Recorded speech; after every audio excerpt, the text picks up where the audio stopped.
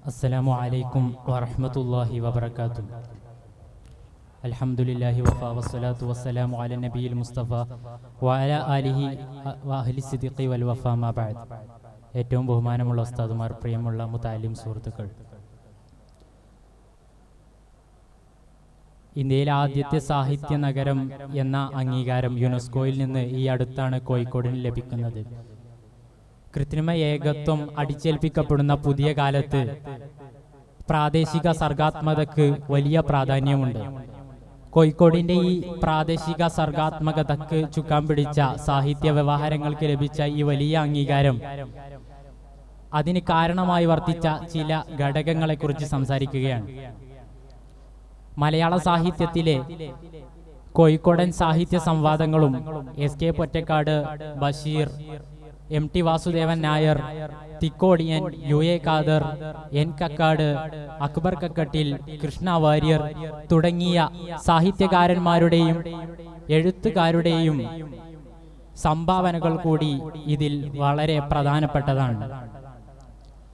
ഇന്ന് കോഴിക്കോടിന്റെ നഗരത്തിന്റെ വിവിധ ഭാഗങ്ങളിലായി 500-ലേറെ ലൈബ്രറികൾ സ്ഥിതി ചെയ്യുന്നുണ്ട്. മുസ്ലിം മാനേജ്മെന്റിന് കീഴിലുള്ള മലബാറിൽ കേന്ദ്രീകരിച്ചുള്ള പ്രസിദ്ധീകരണങ്ങളുടെ ആസ്ഥാനം കൂടിയാണ് ഇന്ന് കോഴിക്കോട്. ഇത്തരത്തിൽ കോഴിക്കോട് സാഹിത്യപരമായി വളരുമ്പോൾ അതിന്റെ ചരിത്രം പരിശോധിക്കുമ്പോൾ അറബി മലയാളത്തിൽ കണ്ടെടുക്കപ്പെട്ട ആദ്യത്തെ സാഹിത്യകൃതി മുഹീദ്ദീൻ മാലയാണ്. അതിന്റെ രചയിതാവായ കോഴിക്കോട് കാളി മുഹമ്മദ്, അദ്ദേഹത്തിന്റെ ജന്മദേശവും ആസ്ഥാനവും എല്ലാം കോഴിക്കോടാണ്. അറബി മലയാളത്തിന്റെ ഉറവിടം കോഴിക്കോടാണെന്നർത്ഥം. ലോകത്ത് ഏറ്റവും കൂടുതൽ ദ്വിഭാഷികൾ ഉള്ള മധ്യകാല നഗരങ്ങളിൽ ഒന്നുകൂടിയാണ് കോഴിക്കോട് എന്ന് പറയുന്നത്. അതുപോലെ കോഴിക്കോടിനെ കുറിച്ച് നിരവധി കൃതികളും പരാമർശങ്ങളും നമുക്ക് കാണാൻ കഴിയും. ഇബ്നു ബത്തൂത്തയും ബർബോസയും വർത്തേമയും അബ്ദുർ റസാഖും അടങ്ങുന്ന യൂറോപ്പിൽ നിന്നും ആഫ്രിക്കയിൽ നിന്നും പശ്ചിമ ഏഷ്യയിൽ നിന്നും സെൻട്രൽ ഏഷ്യയിൽ നിന്നും കോഴിക്കോട്ടേക്ക് വന്നിട്ടുള്ള നിരവധി വിദേശ സഞ്ചാരികൾ കോഴിക്കോടിനെ കുറിച്ചുള്ള ഓർമ്മകൾ രേഖപ്പെടുത്തി വച്ചിട്ടുണ്ട്. സാംസ്കാരികമായി കോഴിക്കോട് മുന്നേറുന്നതുകൂടി സാഹിത്യത്തെ സ്വാധീനിച്ചു എന്ന് വേണം പറയാൻ. പൗരാണിക സാഹിത്യങ്ങളും വേദങ്ങളും ചർച്ച ചെയ്യുന്ന തളിക്ഷേത്രവും ഒരു ഭാഗത്ത് നിൽക്കുമ്പോൾ ഇസ്ലാമിക ചരിത്രവും സാഹിത്യ സംവാദങ്ങളും നിയമസംഹിതയുമെല്ലാം ചർച്ച ചെയ്യുന്ന മിഷ്കാൽ പള്ളി മറ്റൊരു ഭാഗത്ത് നിലനിൽക്കാൻ തുടങ്ങിയിട്ട് വർഷങ്ങളായി, നൂറ്റാണ്ടുകളായി. ലോകത്തെ ആദ്യത്തെ ആന്റി കൊളോണിയൽ ഗ്രന്ഥമായ ഫതുഹുൽ മുബീൻ 16-ാം നൂറ്റാണ്ടിലെ പോർച്ചുഗീസ് അധിനിവേശത്തിന്റെ ചരിത്രത്തിൽ വളരെ പ്രാധാന്യമുള്ള ഒരു ഗ്രന്ഥമാണ്.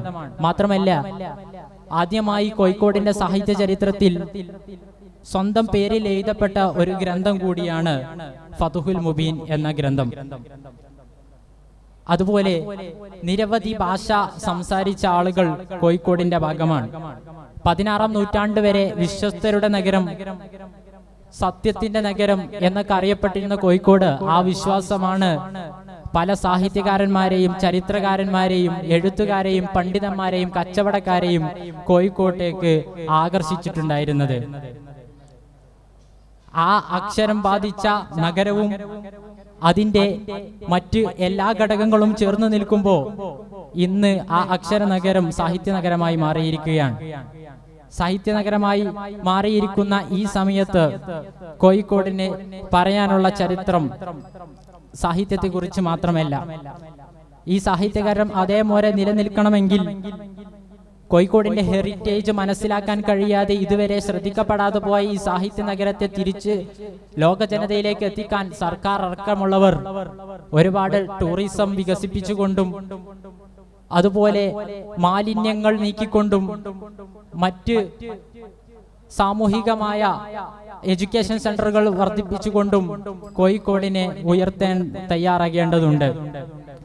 സാംസ്കാരിക സമുച്ചയവും സാഹിത്യ സംവാദങ്ങൾ നടക്കേണ്ട ഇടവും സമ്മേളന സൗകര്യവുമൊക്കെ പരിമിതികളായി നിലനിൽക്കുമ്പോൾ അതെല്ലാം പരിഹരിച്ചുകൊണ്ട് കോഴിക്കോടിന്റെ ഈ സാഹിത്യ സഞ്ചാരത്തിന്റെ ഇടയിലൂടെ കുതിച്ചുയർന്ന സംഘടനകളെ ചേർത്ത് പിടിച്ച് സാഹിത്യ സംരക്ഷണ സമിതി രൂപപ്പെടുത്തിക്കൊണ്ട് ഈ സാഹിത്യ നഗരത്തെ എല്ലാ കാലത്തും അതേപോലെ നിലനിർത്താൻ എല്ലാവരുടെ ഭാഗത്തു നിന്നും ഇടപെടലുകൾ ഉണ്ടാകണം എന്ന് ഓർമ്മപ്പെടുത്തുകയാണ്.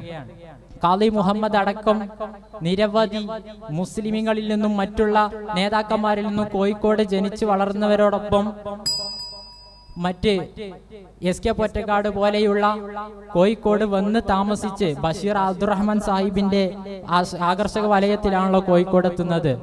ഈ സാഹിത്യ നഗരത്തെ നിലനിർത്താൻ നമുക്ക് സാധിക്കണമെന്ന് മാത്രം ഓർമ്മപ്പെടുത്തി ഞാൻ എൻ്റെ വാക്കുകൾ ഉപസംഹരിക്കുന്നു. അസ്സലാമു അലൈക്കും വറഹ്മത്തുള്ളാഹി.